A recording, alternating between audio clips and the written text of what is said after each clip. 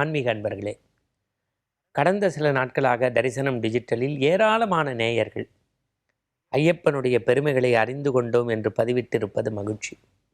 குறிப்பாக பல பேர் நாங்கள் இந்த முறை சன்னிதானத்திற்கு செல்கின்ற போது பேருந்து பயணத்தில், புகைவண்டியில் உங்களுடைய அந்த கருத்துக்களை எல்லாம் கேட்டுக்கொண்டே சென்றோம் என்றார்கள். இதை எல்லா வெற்றியும் தரிசனம் டிஜிட்டல் தொழில்நுட்ப கலைஞர்களுடைய கூட்டு முயற்சிக்கு கிடைத்த ஒரு வெற்றி. பொதுவாகவே நம்முடைய நாட்டில் ஏன், எதற்கு, எப்படி என்று கேள்வி கேட்டு ஒரு செய்தியை தெரிந்து புரிந்து அறிந்து செய்வது மகோ உன்னதமான விஷயம். ஐயப்ப வழிபாட்டில் நிறைய செய்திகளை நாம் பார்த்தோம். கன்னிமார்னா யாரு, குருசாமின்னா யாரு, வீட்டில் ஏன் பூஜை பண்ணுறோம், ஏன் இருமுடி வைபவத்தை வீட்டில் செய்கிறோம், மகிஷமுகியை ஏன் ஐயப்பன் வதம் செய்தார், இப்படி பல செய்திகளை பார்க்கக்கூடியனா இன்னைக்கு அச்சம் தவிர ஐயப்பனை நினை. இப்போ நிறைய சுவாமிகள் அவங்களே இந்த ஓலைச்சுவடி மாதிரி கட்டுக்கதைகளை நிறைய அவுத்து விட்டுருக்காங்க. அந்த குறைகளை போக்கக்கூடியது தான் அடுத்த சில நிமிடங்கள் இந்த எபிசோடோடைய நோக்கம். ஒரு சாமி எனக்கு ஒரு மெயில் போட்டிருந்தார். சாமி, நான் இந்த தடவை குற்றாலம் வழியாக சபரிமலை போகும்போது குளிச்சுக்கிட்டு இருந்தேன். அந்த மழை தண்ணி என் மேலே பட்டு, உங்களுக்கு தெரியும், அப்படி பாறை மாதிரி டம் டம்னு விழுகும் குற்றால தண்ணி. ஒரு 50-60 குழாயை வச்சு மொத்தமாக ஊற்றுற மாதிரி இருக்கும். நீர் ஊற்றுலவா, மாலை அருந்து போச்சு. உடனே எங்களோட வந்த சாமி சொன்னார், நீ ஏதோ தப்பு தண்டா பண்ணிட்ட, அதான் சாமி உனக்கு சோதனை கொடுத்துட்டாரு, இது சோதனையின் தொடக்கம், அதுவும் குறிப்பாக ஐயப்ப டாலர் கலண்டு உருண்டு போச்சு, ரொம்ப கவனமாக இரு சாமி மலைக்கு போயிட்டு வர வரைக்கும்னாரு. இந்த மாதிரி அச்சத்தையும் தவறான சிந்தனை சொல்பவர்களுக்கும் பணிந்து சொல்கிறேன். ஒரு மாலை அப்படின்னா அது அருகத்தான் செய்யும். இப்போ ஒரே மாலையை சில பேர் 10 வருஷம் பயன்படுத்துவாங்க, கம்பி விட்டு போயிருக்கும். அந்த விட்டு போன நேரம் பயண நேரமாக இருக்கும். உடனே ஐயப்பன் சோதனை கொடுக்குறாரு, நம்மளை கட்டுக்கதையாக இட்டுக்கதையாக கம்பி கட்டக்கூடாது.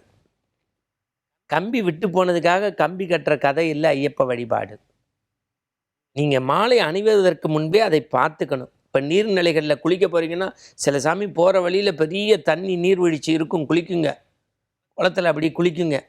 அதுக்கப்புறம் எல்லாம் நெத்தியில் திருநீர்லாம் பூசும்போது கழுத்தப்பா, சாமி மாலை காணு சாமி அப்படின்னு ஒன்றே அழுகும். ஒன்றே குருசாமி சொல்வார், நீ விரதம் சரியா இல்லை சாமி, அதனால தான் ஐயப்பன் உன்னை சோதிச்சுட்டார். மாடை என்றால் அருகும், டாலர்னா கீழே விழுகும்.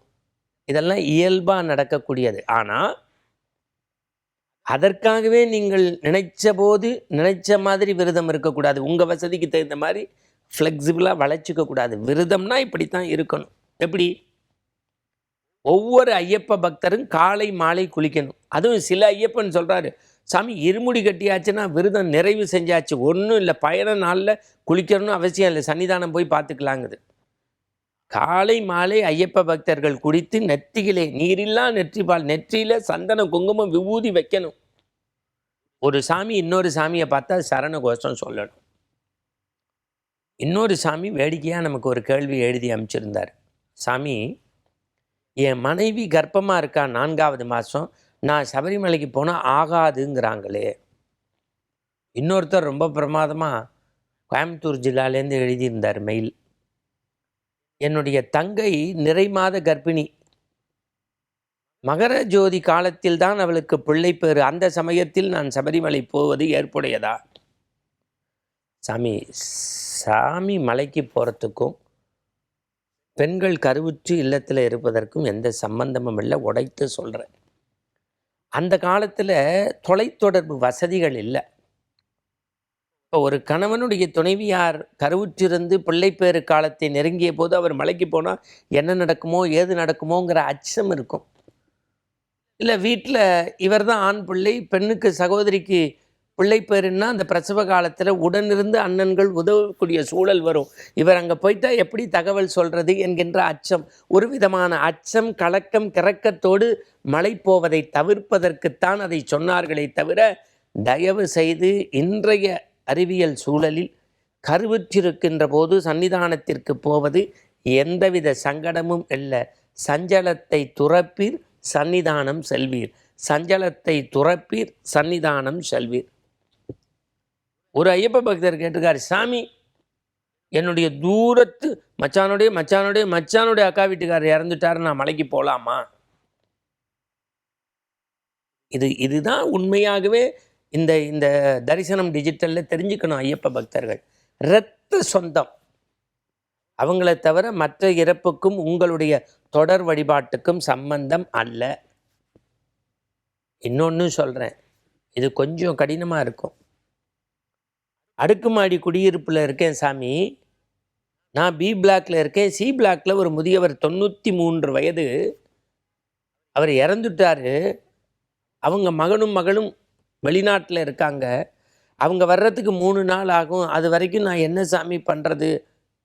யாரும் அவர்களுக்கு உதவி செய்ய ஆள் இல்லை. கவலையே படாதீங்க, உங்கள் ஐயப்ப மாலையை கலட்டி வச்சுட்டு அவங்களுக்கான பணிவிடைகளை நீங்கள் செய்து 3 நாளைக்கு பிறகு குளித்து அந்த மாலையை பாலில் நனைத்து தண்ணீரில் நனைத்து சூடம் சாம்பிராணியில் காட்டி சந்தன குங்குமம் வைத்து மீண்டும் போட்டு பயணத்தை தொடங்கலாம்.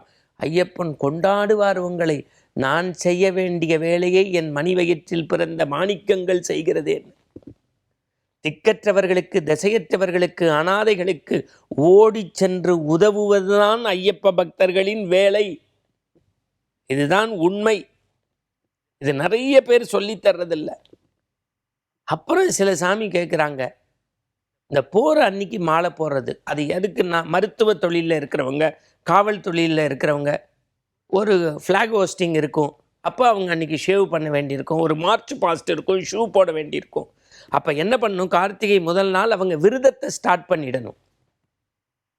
அந்த ஒரு மண்டல விரத காலத்தில் அவர்கள் இருந்து போகிற அன்னைக்கு முகச்சவரம் செய்து கொண்ட பிறகு குளித்து சாமியை வழிபட்டு மாலை அணிந்து பயணத்தை தொடங்கலாம். மாலை அணிந்த பிறகு முகச்சவரம் செய்வது என்பது ஏற்புடையது அல்ல. பிரம்மச்சரிய விரதம் அவசியம், புலால் மறுத்தல் அவசியம். அது மாதிரி சில சாமி பயமுறுத்தி விடுது, சாமி நீ வீட்டிலேயே தங்கக்கூடாது, ஏற்கனவே உனக்கு 3 பொண்ணு, ஒரு தங்கச்சி வேற, ஒய்ஃப் வேற, 5 பெண்கள் இருக்க இடத்துல ஐயப்ப சாமி இருந்தால் ஆகாது, கோவிலில் போய் படுத்துக்கோ, அடுத்த வீட்டு திண்ணையில் போய் படுத்துக்கோ. தினசரி படுத்து உறங்கக்கூடிய பாய் படுக்கையில் படுக்காமல் ஒரு தரையில் துணி விரித்து தாராளமாக ஐயப்ப பக்தர்கள் படுத்து கொள்ளலாம். இல்லாட்டி உனக்கு சோதனை வந்துடும், அதெல்லாம் அல்ல. காலனி இல்லாமல் நடைபெறுவது எதற்கு என்றால், சன்னிதானத்தை அடைகின்ற போது பயிற்சி ஏற்படுத்துவதற்கு. நான் ஐயப்ப பக்தர்களுக்கு சொல்வேன், மாலை இயல்பாக அருந்து போவது, பக்கத்தில் இருப்பவர்கள் இறந்து போவது, கருவுற்றி இருக்கின்ற சமயத்தில் போவது, இதெல்லாம் இயல்பு, இயற்கை. இந்த வகையான அச்சங்களை சுருட்டி பூமி பந்தோடு அச்சத்தோடு ஹரிஹர சுதனை பார்க்க செல்லாதீர்கள். ஹரிஹர சுதனை காண அச்சம் தவிருங்கள். ஏன்னா எனக்கு சகஸ்ரநாமம் தெரியல, அர்ச்சனை தெரியல, பாடல் தெரியல, பஜனை தெரியல, எதுவும் தெரியல, கவலை வேண்டாம். ஒன்று தெரிந்தா போதும். அறிந்தும் அறியாமலும் தெரிந்தும் தெரியாமலும் நாங்கள் செய்த சகல குற்றங்களை பொறுத்து காத்து ரட்சித்து அருள்புரிய வேண்டும். சத்தியமாய் பொண்ணு 18ஆம் படி மேல் வாழும் ஹரிஹர சுதன் ஆனந்த சித்தன் ஐயன் ஐயப்ப சுவாமியே சரணம் ஐயப்பான்னு பாவ மன்னிப்பை கேட்டு அவன் பாதாரவிந்தத்தில் மலர் போட்டா ஐயனை நோக்கி நீங்கள் ஒரு அடி எடுத்து வச்சா ஐயப்பன் 1000 அடி உங்கள் உள்ளத்தை இல்லத்தை நோக்கி எடுத்து வைப்பான். சுவாமி சாமி ஐயப்பா சரணம் சரணம் ஐயப்பா. மீண்டும் நாளை தரிசனம் டிஜிட்டலில் ஐயப்பனுடைய அவதாரத்தின் சிறப்பு மகிமைகள் தொடரும். பாருங்கள், பலருக்கும் பரப்புங்கள். சுவாமி சாமி ஐயப்பா.